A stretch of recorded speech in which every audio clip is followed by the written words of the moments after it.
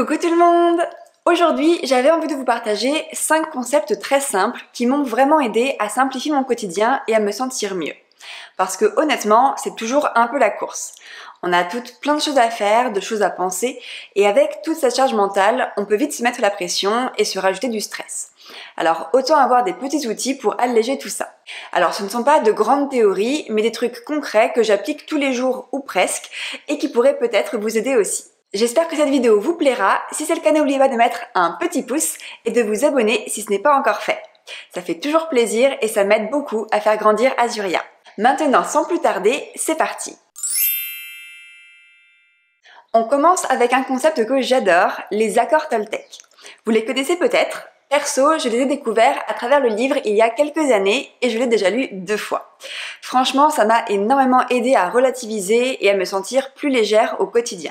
Alors, les accords Toltec, ce sont 4 grands principes que l'on peut appliquer dans toutes les situations. Le premier est que ta parole soit impeccable.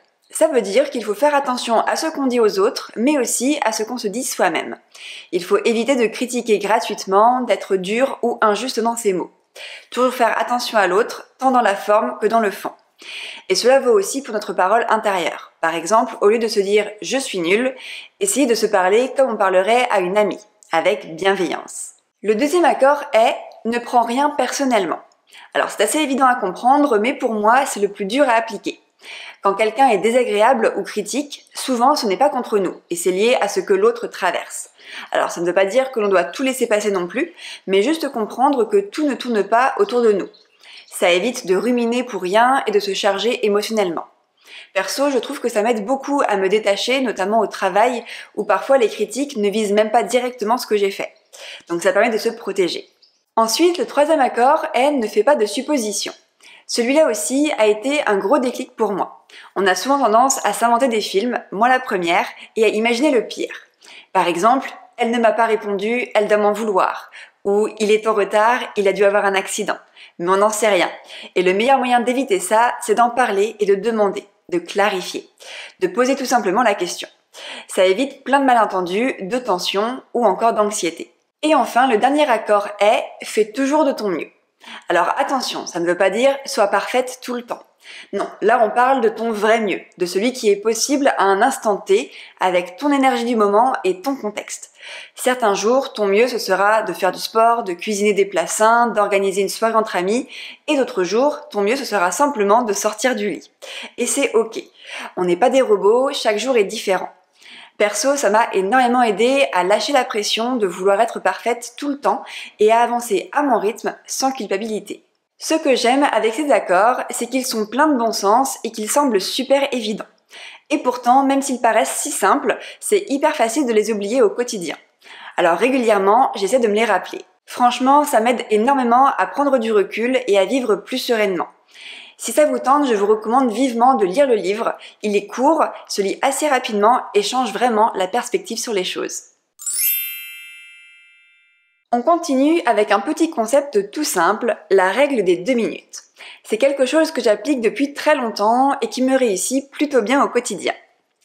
L'idée est simple. Si une tâche prend moins de 2 minutes à faire, autant la faire tout de suite. Alors typiquement, ça va être répondre à un message, ranger un pull, vider une poubelle ou encore lancer une machine. Ce sont des petites actions qui, si elles s'accumulent, finissent par donner l'impression d'avoir une montagne de choses à faire, alors qu'en réalité, ce ne sont que des petites tâches.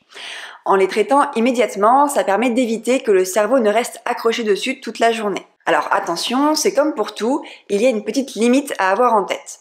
Parce que sinon, on peut passer sa journée à faire des mini-tâches et finalement ne jamais avancer sur ce qui est vraiment important.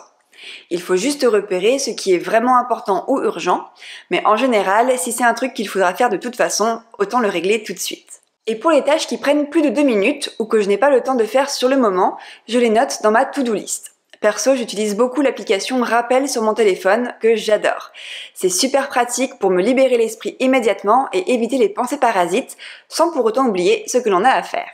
Franchement, ce petit réflexe m'aide énormément à rester organisée et beaucoup plus sereine au quotidien. On enchaîne avec un autre concept que j'aime beaucoup, la méthode Kaizen. Alors, pour celles et ceux qui ne connaissent pas, le Kaizen, c'est un principe japonais qui veut dire amélioration continue. L'idée est simple. Progresser petit à petit sans chercher à tout révolutionner du jour au lendemain. Et pour quelqu'un comme moi qui aime bien faire les choses à fond, ça a été un vrai soulagement de comprendre que 1% d'amélioration par jour, c'est déjà énorme. Mieux vaut avancer petit à petit que de ne rien faire du tout. Par exemple, faire 5 minutes d'activité physique par jour, c'est mieux que ne rien faire du tout. Ou pour mieux manger, au lieu de changer son régime tout d'un coup, autant commencer par enlever déjà une gourmandise par jour. Et petit à petit, sans même s'en rendre compte, ces améliorations créent un vrai changement durable. Ce que j'aime avec le Kaizen, c'est que ça permet de ne pas se décourager, de valoriser chaque petit progrès et de garder confiance même si on avance à son propre rythme. On passe maintenant à un concept qui est devenu une vraie philosophie pour moi. Le temps est le meilleur investissement. Alors ce que je veux dire par là, c'est que parfois, prendre un peu plus de temps au départ permet de gagner un temps fou après. Par exemple, ranger ses affaires au fur et à mesure plutôt que de laisser s'accumuler. Ça prend 2 minutes et ça évite d'y passer 1 heure plus tard. Ou encore préparer son planning de repas à l'avance. Oui, ça prend un peu de temps à organiser, mais après, on n'a plus à se demander quoi manger chaque soir. C'est un vrai gain de temps et de clarté. Et c'est pareil pour plein de choses.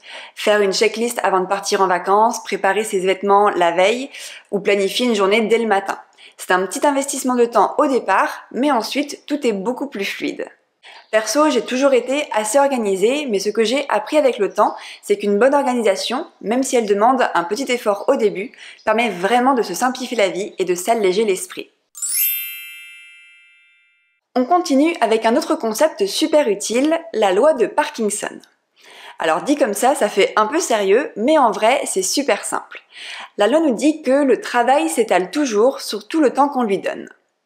En gros, si vous vous donnez 2 heures pour écrire un mail, vous risquez d'y passer 2 heures, même si ça aurait pu vous prendre uniquement 20 minutes. Un autre exemple, c'est si vous avez 1 semaine pour renvoyer un document administratif, vous allez passer du temps à y penser, à le regarder sur la table, à le commencer, puis à le reprendre, alors que si ça avait été pour le lendemain, vous auriez fait tout d'un coup le jour même, ça aurait été beaucoup plus rapide et après ça aurait été terminé. Et c'est pareil pour tout.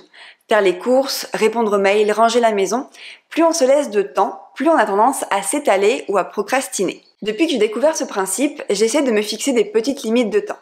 Par exemple, 20 minutes le matin pour traiter mes mails, ou 15 minutes pour ranger une pièce. Et je lance un minuteur sur mon téléphone. Alors ça peut paraître un peu stressant, mais en vrai, ça change tout. On est plus focus, plus rapide et surtout plus efficace, parce qu'on sait qu'on a un temps limité, donc on va droit à l'essentiel. Alors évidemment, ça ne fonctionne pas pour tout et je ne le fais pas tout le temps, surtout pour les choses importantes ou qui demandent de la créativité ou de la réflexion. Mais pour les petites tâches du quotidien, c'est vraiment super efficace et très utile. Et pour finir, un petit bonus avec une phrase qui m'a beaucoup aidée ces dernières années. Everything happens for a reason. Ou en français, tout arrive pour une raison. Mais ça sonne quand même mieux en anglais. Alors c'est un concept que j'ai découvert pendant mes études aux États-Unis, car j'avais 2 amis qui le répétaient tout le temps. Et au final, ça aide vraiment à relativiser la vie. Alors attention, je ne dis pas que tout est facile ou agréable. Mais j'ai appris à essayer de voir que chaque événement m'apporte, même quand c'est dur sur le moment. Par exemple, un échec peut montrer qu'un chemin n'était pas fait pour nous. Une dispute peut nous apprendre à mieux poser nos limites. Un projet qui s'arrête peut laisser place à quelque chose de plus aligné. En changeant de perspective et en se demandant qu'est-ce que ça m'apprend ou quelle opportunité ça ouvre, on avance beaucoup plus sereinement. Alors ça ne veut pas dire de tout accepter sans émotion, mais juste choisir de ne pas rester bloqué dans le regret et d'utiliser chaque expérience pour construire la suite. Perso, cette approche m'a énormément aidé à faire confiance à la vie, à relativiser et à accepter que parfois, les chemins détournés sont juste là pour mieux nous guider. Et voilà, on arrive à la fin de cette vidéo. J'espère que ce contenu vous a plu et que vous aurez trouvé au moins 1 ou 2 idées à tester dans votre quotidien. Bien sûr, tous les concepts ne parleront pas forcément à tout le monde, mais l'essentiel c'est de piocher ce qui vous ressemble et qui vous fait du bien. Si vous avez vous aussi des concepts ou des petites règles qui vous aident au quotidien, n'hésitez pas à les partager en commentaire. Je suis toujours super curieuse de découvrir de nouvelles idées et ça pourra peut-être aussi aider d'autres personnes. Merci beaucoup d'avoir regardé la vidéo jusqu'au bout. Si elle vous a plu, pensez à mettre un petit pouce.